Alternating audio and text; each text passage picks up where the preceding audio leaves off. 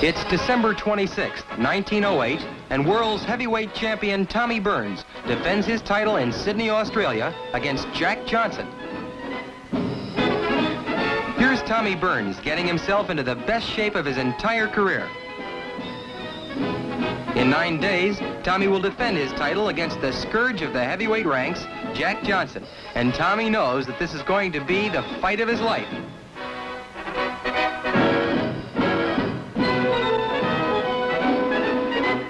Here's champion Burns, the shorter of the two men, training with the fine heavyweight Al Kaufman, whom he sends to the canvas with a good right hand. Watch closely.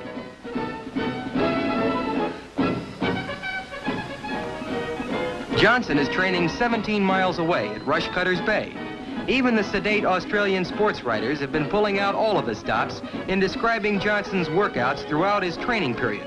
There has been a general consensus of opinion that Johnson combines perfect defense and balance with an offensive punching attack which leaves little to be desired in a professional fighter. This is the scene at Rushcutters Bay in Sydney, Australia at 1 o'clock in the afternoon as an electric excitement has captured the fans as they prepare to watch Burns make the 12th defense of his heavyweight championship.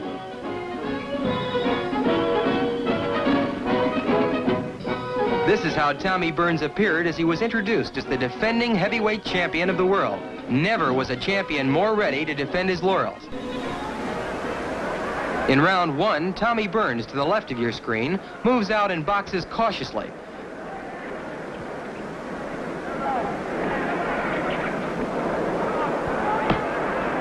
Johnson clinches with Tommy and smiles to ringsiders. Burns looks almost like a little boy compared to the 212-pound challenger. But while he's not a heavyweight by the normal standard of height, there have been 50 professional heavyweights, mostly over 6 foot tall, with all of their height lying horizontal on the canvas, knocked flat by this same Tommy Burns.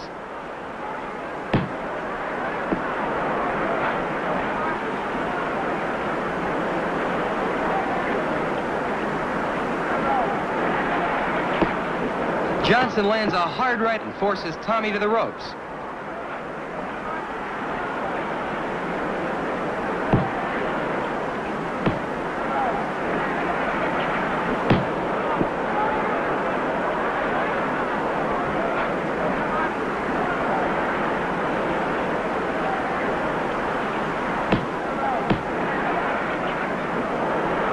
Johnson rushes in and scores with a punishing left at the end of round 1.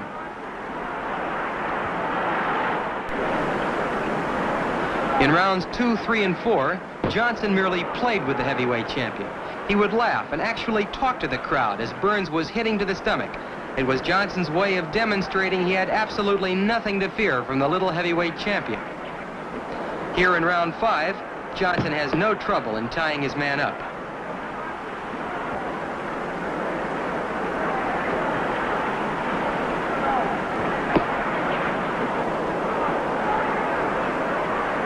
Jack Johnson was born in Galveston, Texas on March 31st, 1878. At 30 years of age, he's 3 years older than champion Burns. Johnson is 6 foot 1½ inches tall and weighed in for this fight at a beautifully proportioned 212 pounds.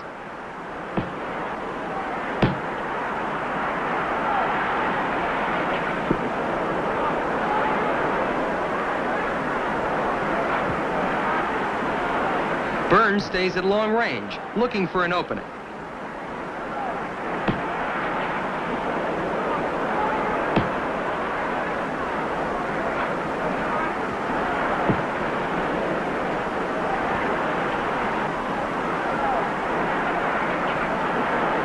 Early in his professional career, Johnson was nicknamed Little Arthur. He looks almost like a giant next to the little man he's facing.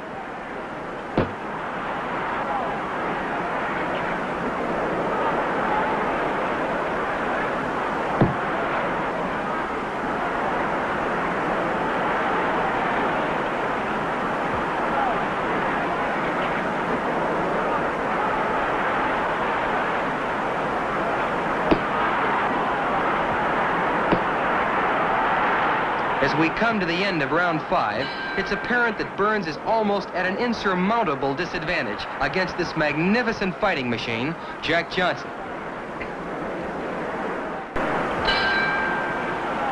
In rounds 6 and 7, Johnson scored heavily on the inside with ripping punches to the body and hard rights to the head. Here in round 8, Johnson rushes in and holds Burns as he talks to ringsiders, laughing all the time.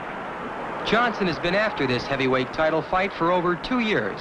He hurled challenge after challenge at Burns to no avail. Johnson employed the unique strategy of purchasing a ringside seat at every one of Burns' title defenses.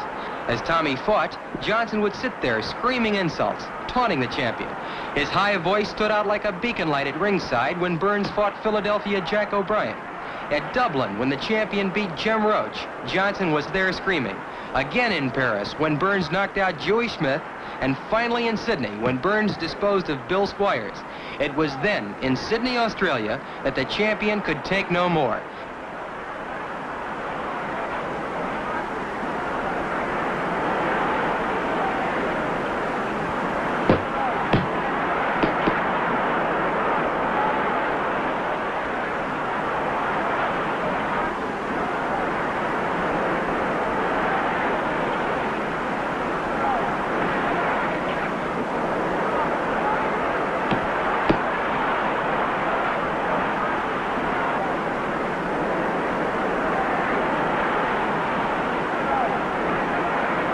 Burns simply can't do anything on the inside with this bigger, more powerful challenger. Tommy Burns' real name is Noah Brousseau. A French-Canadian by birth, he was born June 17, 1881 in Hanover, Canada.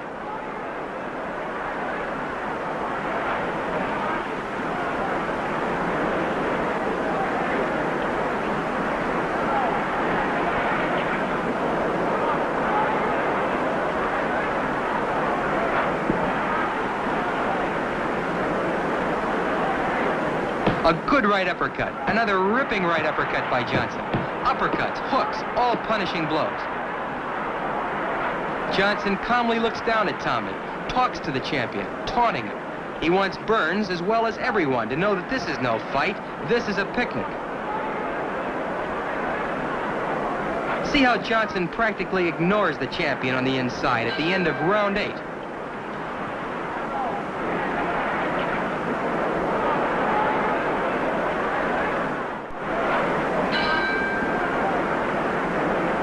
In rounds 9 and 10, Johnson simply overwhelms the champion.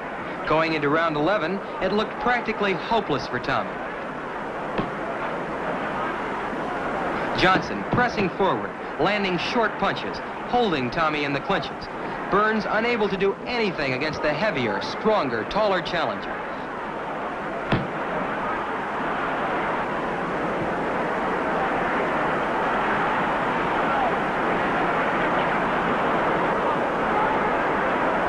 Johnson turned professional 11 years ago in 1897.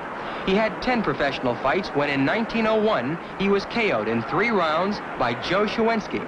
But following that contest, Johnson KO'd 25 opponents in the next 7 years.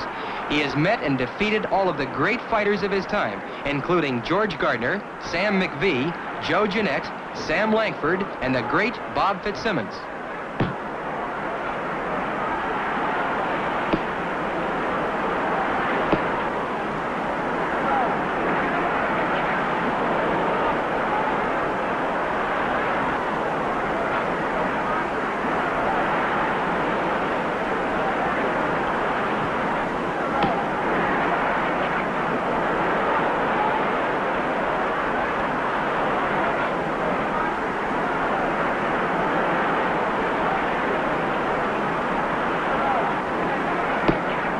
Johnson closes in, completely tying up the champion.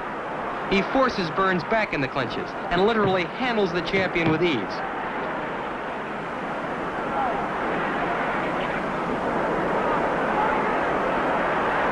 As round 11 comes to an end, there is almost a general feeling of compassion for the impossible task which Burns has undertaken. Round 12 was all Jack Johnson. In round 13, it appeared as though the police were going to step in and stop the fight as a result of Burns' weakened condition and the terrible beating he was taking. Here in round 14, Johnson rushes in, lands an uppercut, 3 left hooks, a tremendous barrage of punches, lefts and rights which have Burns helpless. At this very moment, in the early seconds of round 14, the police shut off the motion picture cameras and stepped into the ring, awarding the heavyweight championship of the world to Jack Johnson. Here, in slow motion, you can see the blistering attack. Burns was absolutely defenseless, just seconds before the police stopped the motion picture cameras and entered the ring to halt this very one-sided fight. Jack Johnson becomes heavyweight champion of the world, December 26, 1908.